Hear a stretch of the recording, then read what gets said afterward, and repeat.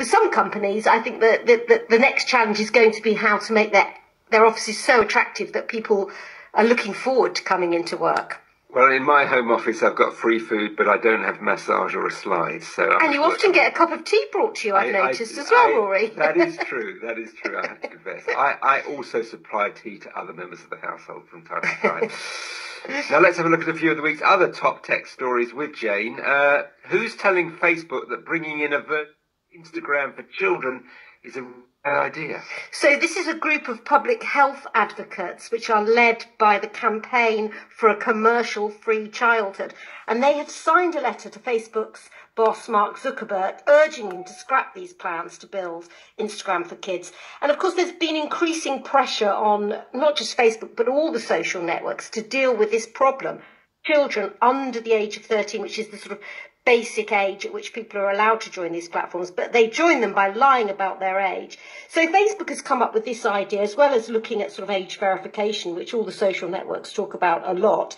Facebook has come up with this idea of having a more sort of parental controlled, ad-free platform. But these campaigners have said that the image-obsessed platform, as they describe it, is already dangerous for children's health and well-being, and an adapted version would be no better. And this, of course, does come in a week when Instagram has had to apologise for what it called an algorithm error, which served up diet advice to people with eating disorders.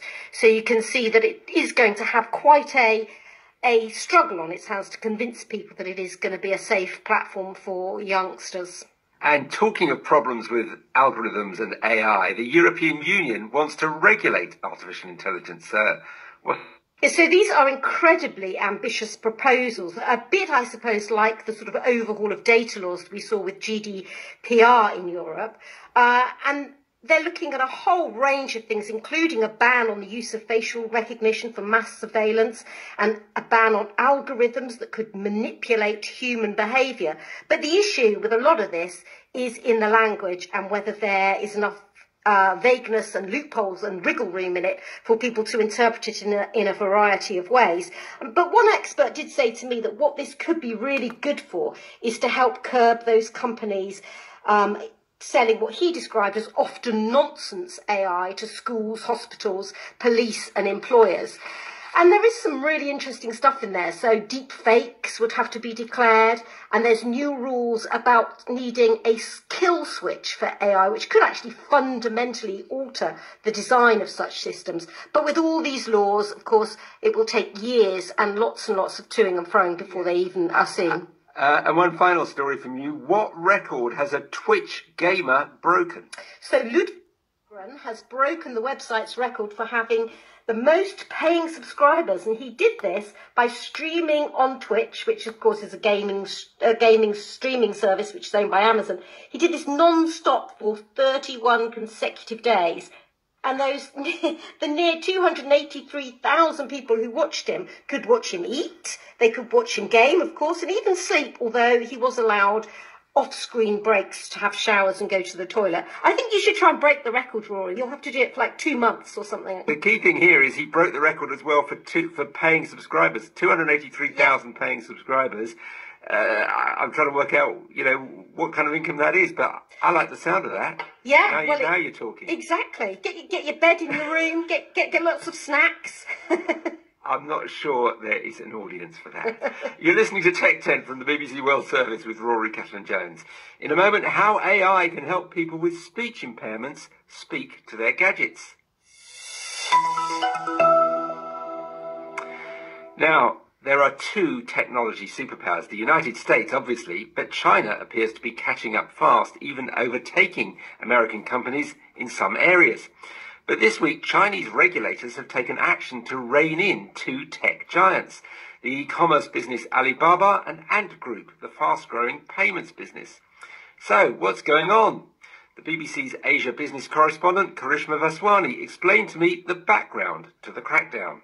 Broadly, Rory, in Alibaba's case, the key issue that Chinese regulators had with the e-commerce giant was that it determined Alibaba was abusing its monopoly or its market position in China. It has more than 800 million users in China. It is the go-to platform of choice for many merchants. But regulators said that the practice of making merchants choose between Alibaba and other merchants was wrong. In effect, what that means is going forward, Alibaba can no longer say to a business that wants to sell on its platform that, look, mate, you're only going to be able to sell on my platform. It has to allow merchants to sell on different platforms. Alibaba has accepted that. It's also about $8 billion, and in a very contrite statement said it understood where the regulators were coming from. Meanwhile, the Ant Group has effectively been stopped from being a tech firm and turning more into a bank. It's got to ensure that it's got enough money in the company to be able to pay back any loans or defaults that it could be at risk of seeing. And that's part of the restructuring that Chinese regulators wanted the Ant Group to do so that it would no longer, in their words, pose as a risk to China's financial system. Now, these are both, you could say, hero companies for the Chinese technology sector.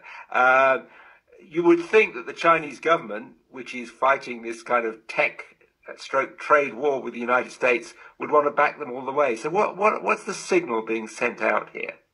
Yeah, I think that's really interesting, Rory. These tech firms are the champions of China, and for the longest time, they've been held up as the example of the kind of entrepreneurship that is possible in China.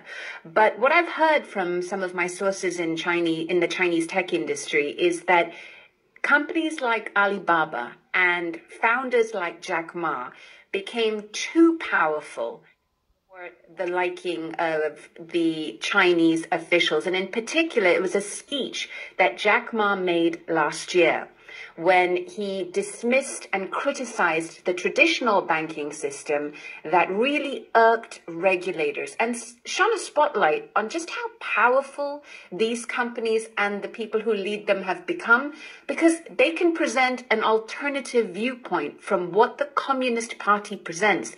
And for the Chinese Communist Party that wants to control everything in China, that's just overstepping the line. But this will say to those outside China who've always alleged that tech firms in China owe their allegiance above all to the Chinese Communist Party, this will say to them, we were right about the likes of Huawei. When push comes to shove, they're subject to the party's whims. Well, I think that's the reality of doing business in China, and I think that most companies would tell you that ultimately it is the Chinese Communist Party that's in charge, but it's also a party that's supremely practical.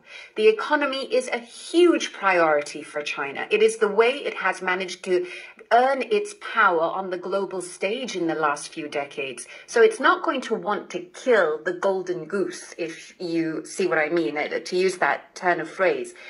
Primarily, that's because these tech companies still make a huge amount of money, and also they provide a reputational boost to what China is able to produce. I think what the Chinese regulators are trying to do is two things. One, very firmly say you can't get too big for your boots. Second, actually address some financial risks within the Chinese market, as well as ensure that there is innovation going forward by providing the kind of competitive environment for smaller companies to come along and also become tech giants of their own, but all under the auspices and the supervision of the Chinese Communist Party. Karishma Vaswani there, the BBC's Asia business correspondent. Now, millions of us are getting used to controlling gadgets with our voices using Amazon's Alexa, Apple's Siri, or the Google Assistant. But for people with conditions such as motor neurone disease or Parkinson's that affect their speech, that's not so easy. Now, a project to change that is having some pretty remarkable results. Listen to this. A man with severely impaired speech asking Alexa to tell him a joke.